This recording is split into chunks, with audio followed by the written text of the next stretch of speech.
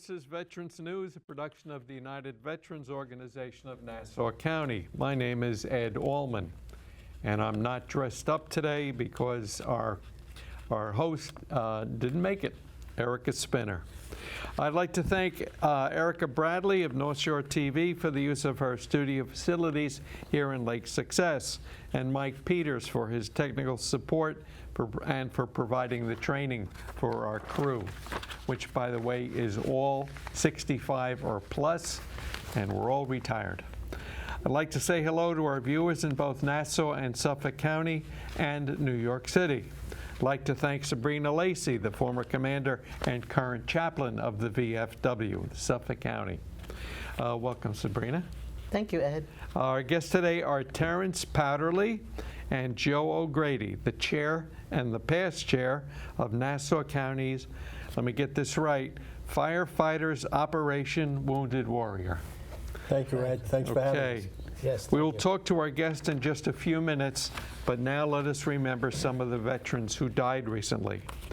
Olive Laszlo was a mother of ex-Congressman Rick Lazio, and she was a wave during World War II. She died at 100 years old. Michael Gagliano was a former mayor of Brookville. He survived 30 missions over Europe as a flight engineer on B-17s. He was 99 years old. Robert Creighton, a former police commissioner from Suffolk County, he served 3 years on the USS Hornet, an aircraft carrier. David Wallman, a 102-year-old D-Day veteran, who was an air traffic controller for B-17s. He was a resident of Long Island Veterans Home in Stony Brook. It's a day for a 100-year-old that passed away. Vincent DiPaolo of Port Jefferson, and from I was also from Bethpage. He died at 100 years old.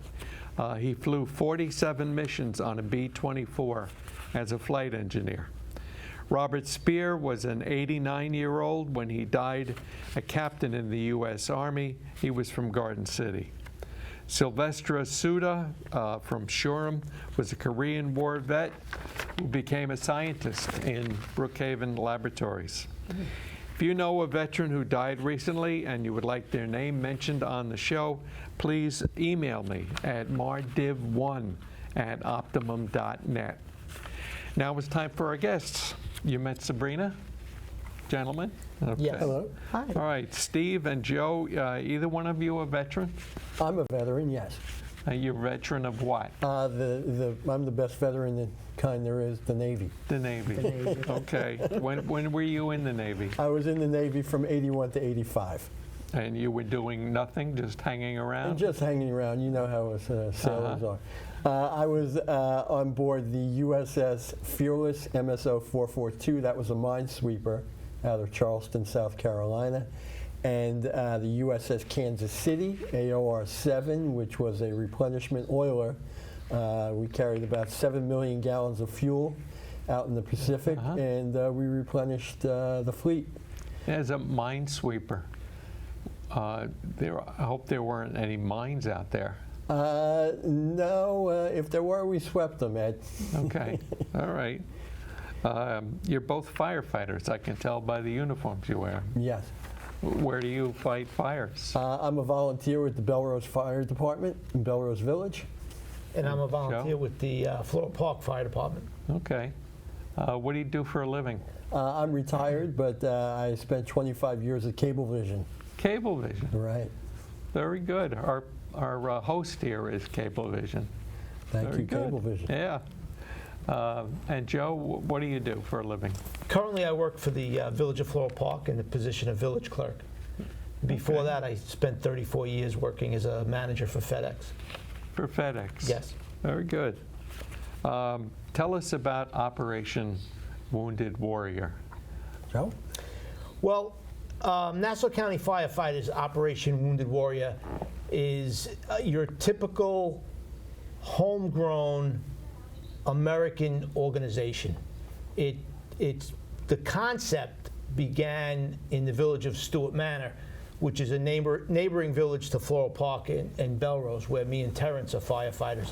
The firefighters from Stewart Manor made a trip to Walter Reed to visit wounded warriors. And when they came back and spoke about the trip and how much it meant to them at our battalion chiefs meetings, that's where a lot of us said, you know, we have to join this. This is such a great thing that's going on. When did you go to Walter Reed? The first trip was in, I would say, 2002, 2003. Really? So last year for our organization, the organization formally formed in 2004, but Stewart Manor had done that before as their individual fire department, and then after that it just snowballed from that point with the different fire service or fire departments in the Nassau County Fire Service. At one point, when the war was very active, we had as many as 41 to 50 of the 71 departments in Nassau County participating in the organization. Very good. Very good. What do you do? I mean, I know what your name is, but where do you find the veterans to help? There's a lot of organizations out there, and they call us when they need help. Let's say someone's house is burnt down and they're rebuilding, and for instance, we might provide all the kitchen appliances. We've worked with organizations like Building Homes for Heroes, and we love to chip in. Just organizations, there's a network and they get a hold of us, and we love to jump in where there's a need. We network with the other veterans agencies that are out there. They know us, we know them, and we each have learned the different benefits that the different organizations provide to our veterans. So when we hear of a veteran and what their need is, we reach out to the agency that is going to help them the most. All right.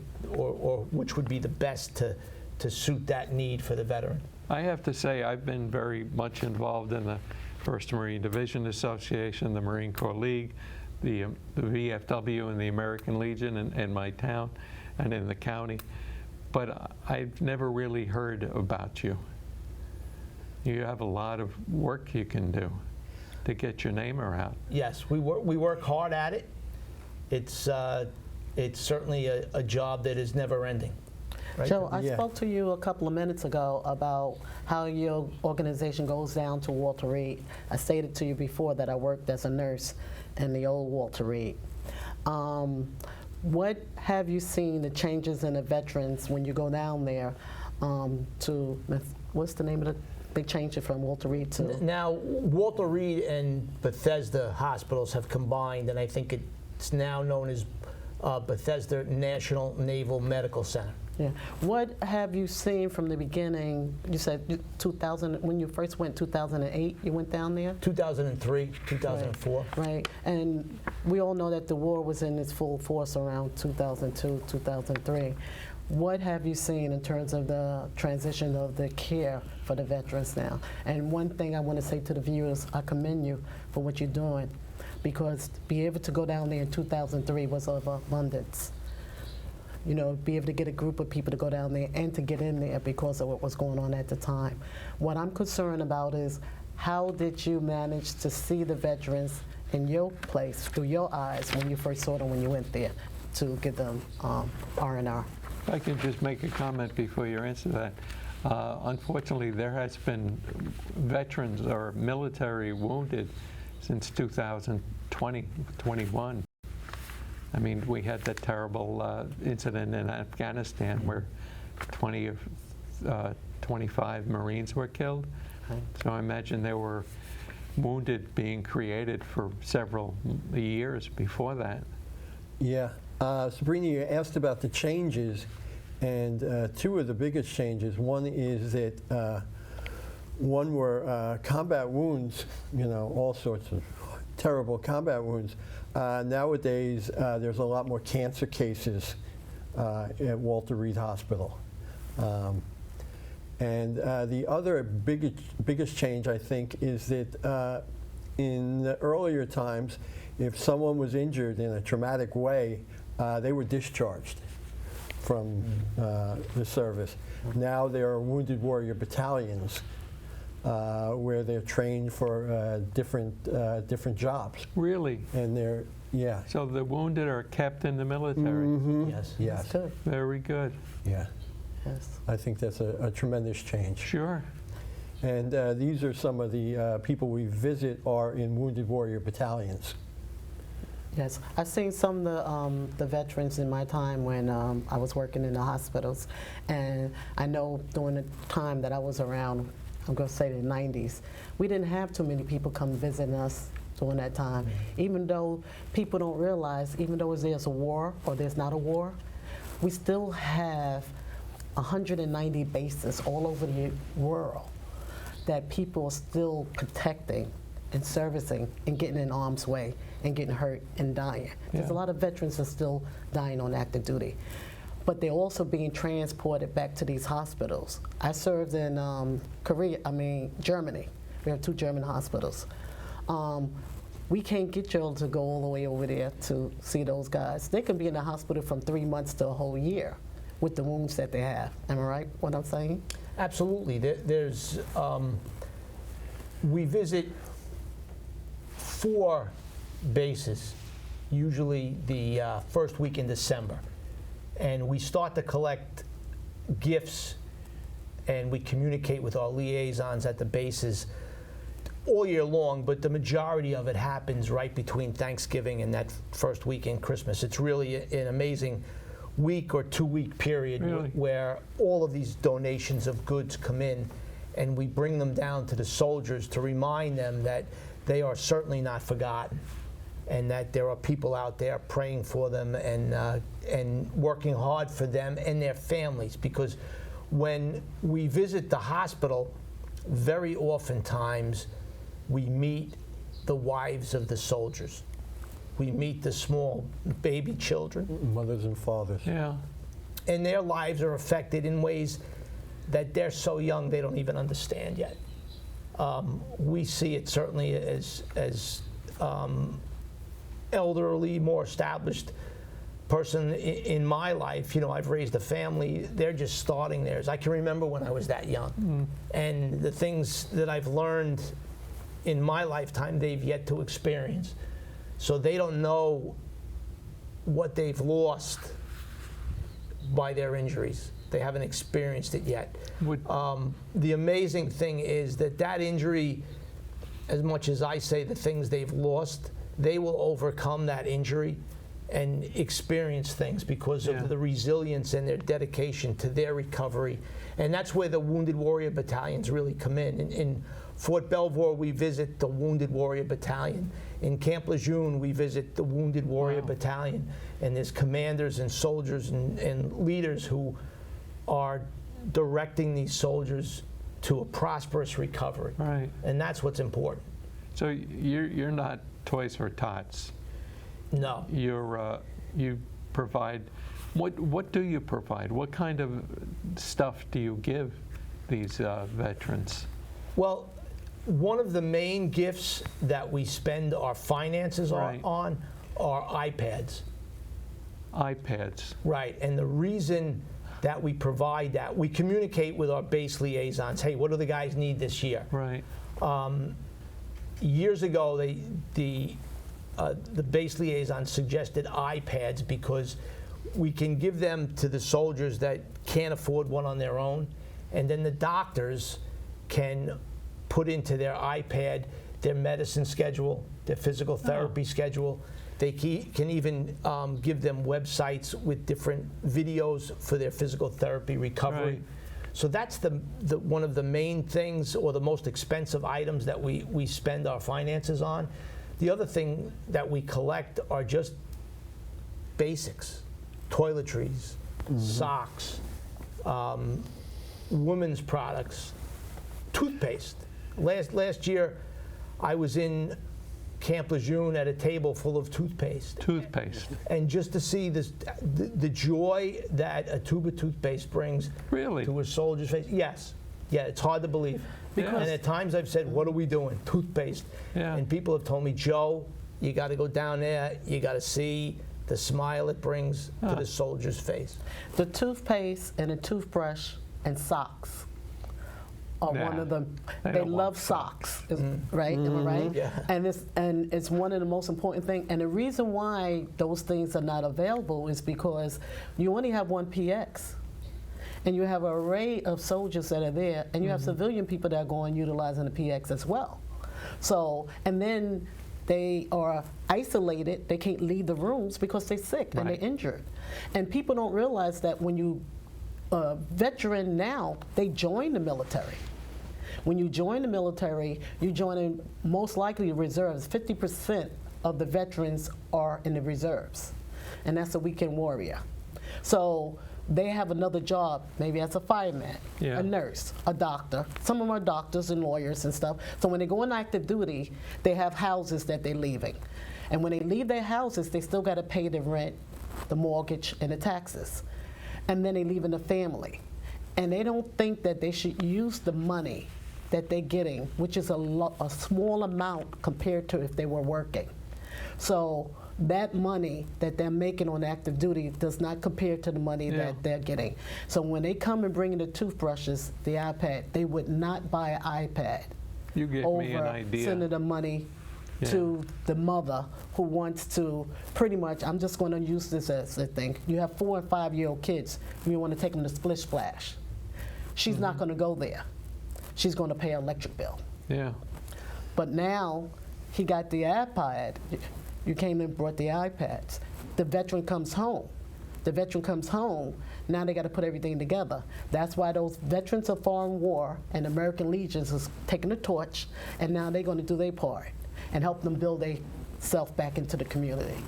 And then the VFWs and American Legions is going to reach out to the warriors and say, hey, we have one family. The house fell down because the husband was gone for a whole year. The wife didn't know, or the husband, or whoever didn't know how to fix it up. And that's where they come in at. Other things, Ed, include simple things, Walmart and Target gift cards. We don't make a donation every year to the local VA in Northport, about $7,000 or $8,000 for King Cullen gift cards. Really? King Cullen kicks in as well. They're one of our partners. Very good. And just basic, simple things. A small toy for a child could just, make someone's day, make someone's season. It's pillows, or good quality pillows. They're in demand. Yeah. Workout gear, workout gloves, fire department T-shirts.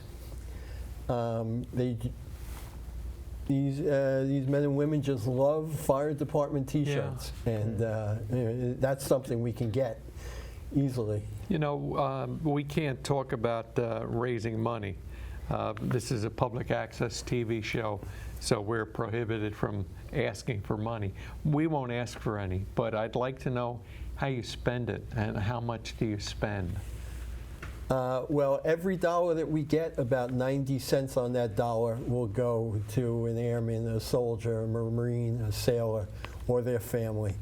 The other 10% goes to our costs, like getting us down to North Carolina, for instance, gasoline, hotels. There's other expenses like websites and stuff like that. But 90 cents on the dollar will go to the veteran or the service member.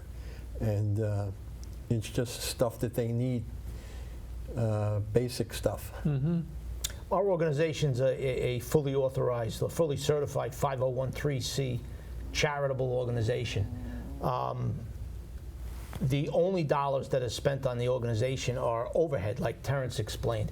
Everybody else that runs the organization, myself, Terence, and all of our volunteers who make the trips, and those volunteers who spend Fridays and Saturdays at our collection points in November collecting the donations from our local communities, they are all 100% volunteers. They do this for nothing. They do this after Little League games with their families, or volunteering at the firehouse, or finishing up supper with their family. They volunteer strictly for the benefit of our soldiers. One of the things that has kept the organization whole over the many years is we really are not an organization with titles or egos. As the past chairman for 20 years, I just had to remind the people of the mission. You were the chairman for 20 years? Yes. Really? Yes.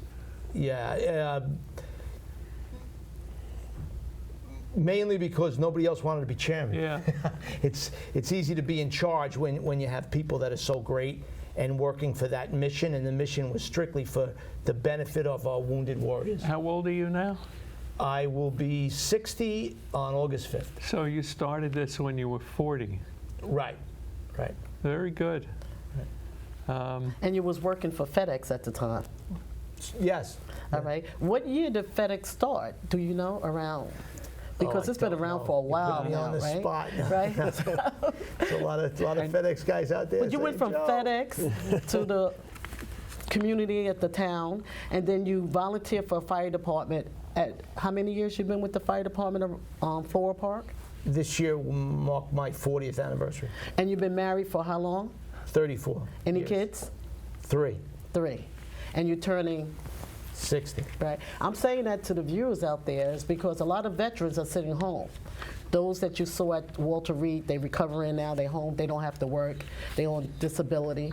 You can get out there and volunteer for the veteran organizations or the fire department. The fire department could always use new people, right? There's a lot of opportunities. Right, a lot of opportunities. And I'm saying that, Ed, because now Nassau County and Suffolk County, we're getting so many new apartments being built, and I see the strength of they're going up to the 3rd floor.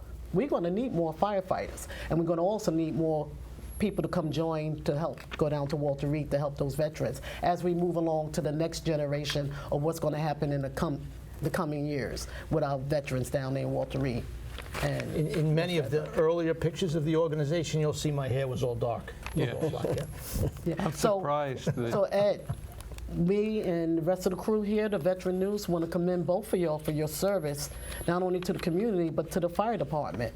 And I'm quite sure that what you're doing with this organization, I want to make it right, Nassau County Firefighters Operation Wounded Warriors. It's a mouthful. Right. Yeah. But what I see is Floral Park Fire Department with Belrose Fire Department. That means they're communicating. So they're strengthening up that area. So if anything happens, they're already there. You know Joe, Joe knows you.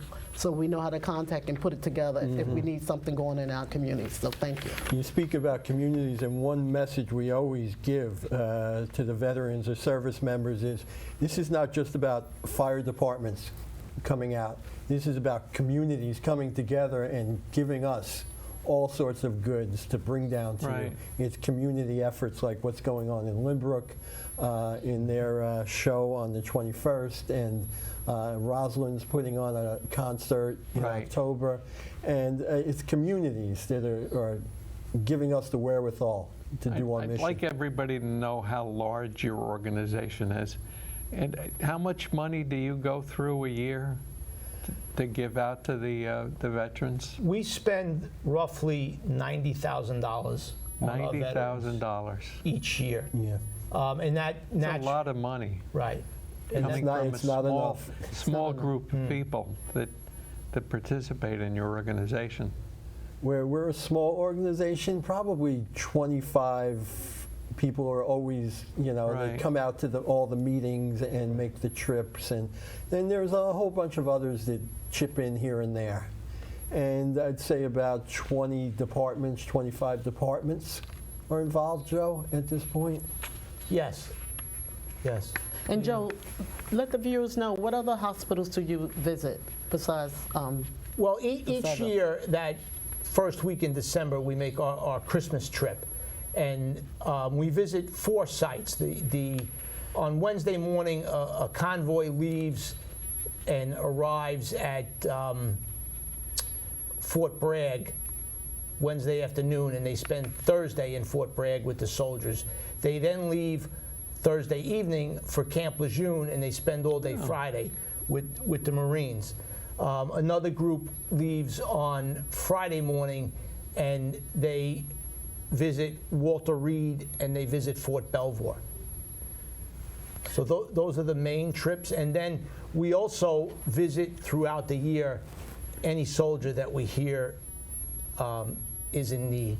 You know, we're not limited to one specific geographic location, because any veteran or wounded warrior of the United States, any branch of the United States military, is our concern. So. We only have about 2 minutes left. Is there something you want to say to wrap this up? I know you had a lot ahead of time. Well, we've got lots of challenges, but You have a lot of activity coming up. Oh, the activities, yes. I'd like to hear that. Okay, Saturday, September 21st in Limbrook, Grice Park is our biggest fundraiser of the year. It's the end of the summer bash. On October 5th is Roslyn Rocks End for of the summer wounded. bash, I saw a Yeah. flyer for that. Yeah. Okay. And October 5th is Roslyn Rocks for the troops. That's their 15th concert they've put on. Who's going to be there? The Brooklyn Bridge, the Drifters, Wow. and a couple other bands. And That's Roslyn Rocks? Roslyn Rocks, yes. October 5th? October 5th at Roslyn High School. Okay. Now, if there's somebody who wanted to go to one of these events, how would they be able to attend? Roslyn Rocks, we have a phone number, 516-587-7187 to get tickets. And Limbrook, just show up. Go over there on Saturday afternoon, September 21st. You have an address I think we're going to put up on the screen. Oh, we have the pictures on the screen. This is what your organization's been doing. That's our hospital visits. Those There's a are Santa in the, Claus. You were the Santa Claus, right? I'm not sure who Santa Claus is. Okay. Santa and is Santa. It's Santa Christmas Claus. magic. Yeah. And that's from Fort Belvoir, I think. Yes. And we're at a bedside, and there's nothing more moving than to do that. There's your logo. I hope Okay. we can get your address up there so people can write or call or email you to find out what's going on, where you can get Or put it in the tickets for search these. engine and your phone, you Yeah. can pick it up. Okay. There you go. There's Okay. my Thank you. my Thank you address very and my much, phone. gentlemen. Ladies, thank you very much for coming, and we'll see you next month. Thank you for your service. Okay? Oh, you're welcome.